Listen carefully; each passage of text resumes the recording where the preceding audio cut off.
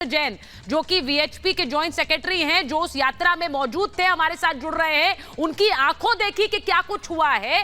थोड़ी देर पहले प्रेस वार्ता भी उन्होंने की है। मुझे सबसे पहले सुरेंद्र जी ये बताइए, हुआ क्या था? क्या कुछ घटा? आपकी आंखों के सामने घटा? आप लोग मंदिर में थे, बंधक बन गए थे, हुआ क्या? मेवात को मिनी पाकिस्तान कहा जाता है। कुछ लोग हिंदुओं का कब्रिस्तान भी कहते हैं।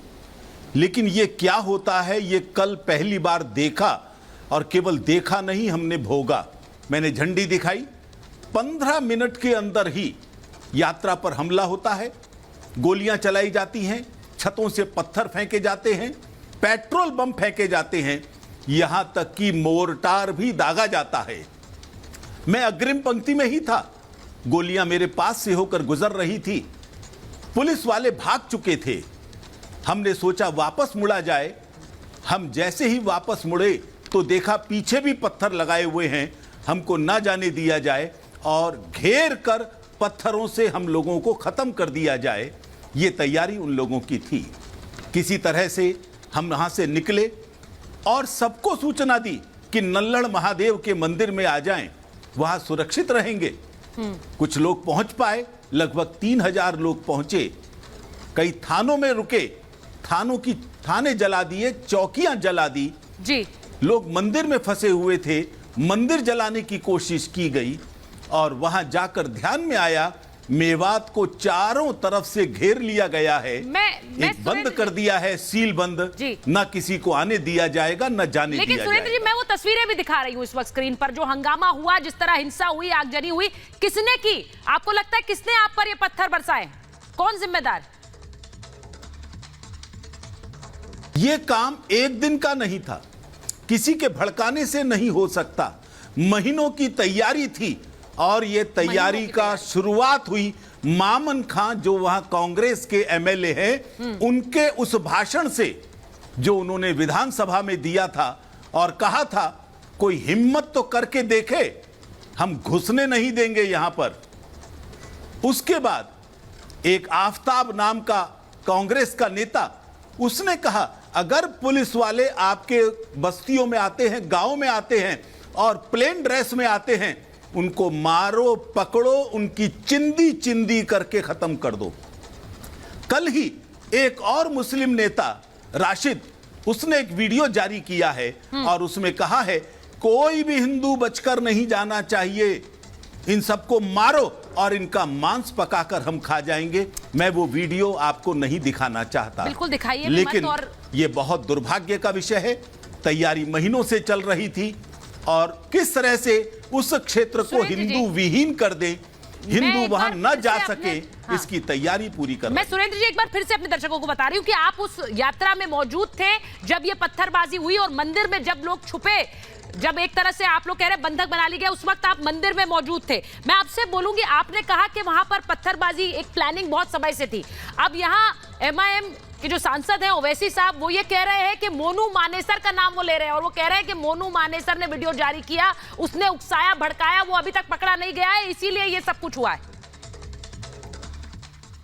मोनू मानेसर कौन से केस में चार्जशीटेड है? राजस्थान के जिस केस की चर्चा ओवैसी जैसे लोग करते हैं, उसमें स्वयं राजस्थान सरकार ने कहा है कि इसका नाम उस चार्जशीट में शामिल नहीं है।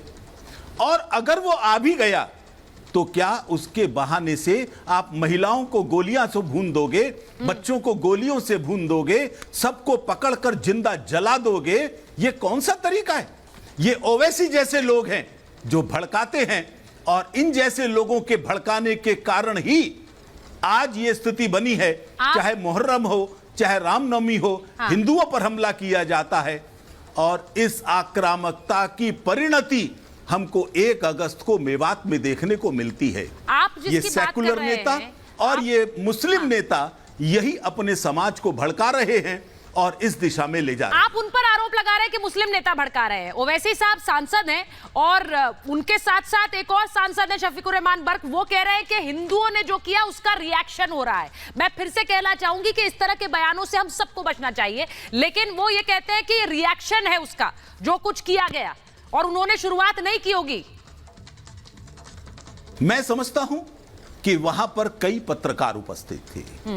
3 चैनल के पत्रकारों से तो मेरी फ्रंट पर बात हुई, जिनको मैंने वापस भेजा कि हमको गोली लग जाए तो कोई बात नहीं, हम अपने कार्यकर्ताओं को बचा रहे हैं, आप कवरेज करने के कारण से अपनी जान जोखिम में मत डालें। उन्होंने अपनी आंखों से देखा है। और ये शफीकुद्दीन बर्क या जो भी इस तरह के नेता हैं, यदि वो चाहते हैं, वो यही भाषा समझते हैं कि ये प्रतिक्रिया होनी चाहिए, तो वो सोच लें मुहर्रम पर जो हमले हुए हैं, रामनवमी पर जो हमले हुए हैं, कल जो किया गया है, अगर उसकी प्रतिक्रिया हिंदू समाज देना शुरू कर दे उन्हीं के कहने के अनुसार, तो क्या परिणाम होगा।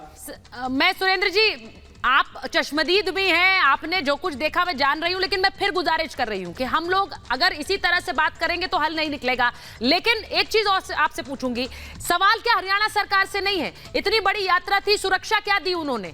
अगर सुरक्षा दी होती तो शायद इस तरह की घटना नहीं होती। उनसे कोई सवाल है कि नहीं है आपके? मेरी बातचीत हुई उनसे, इंटेलिजेंस फेलियर था, इंटेलिजेंस ने उनको यह सूचना नहीं दी। तो फिर स्वयं गृह मंत्री ने कहा, मुख्यमंत्री ने कहा, अरे ये जानकारी हमको नहीं मिल पाई। और मैं समझता हूं ये तो बहुत बड़ा लैप्स है फिर सर, इंटेलिजेंस ये तो बहुत बड़ा लैप्स जो है। दोषी अधिकारी हैं उनको सजा मिलनी चाहिए, उन लोगों के साथ साथ जिन्होंने इस हिंसा को अंजाम दिया है, जिन्होंने भड़काया है इन लोगों को। मैं आपसे कहूंगी सुरेंद्र जी, मैं जानती हूं कि आज आप बहुत व्यस्त हैं, क्योंकि इस घटना के बाद आप लोगों की भी एक प्रेस कॉन्फ्रेंस हुई और लगातार मीटिंग्स हो रही है। बहुत बहुत धन्यवाद हमारे से बात करने के लिए, जुड़ने के लिए रिपब्लिक भारत से। मैं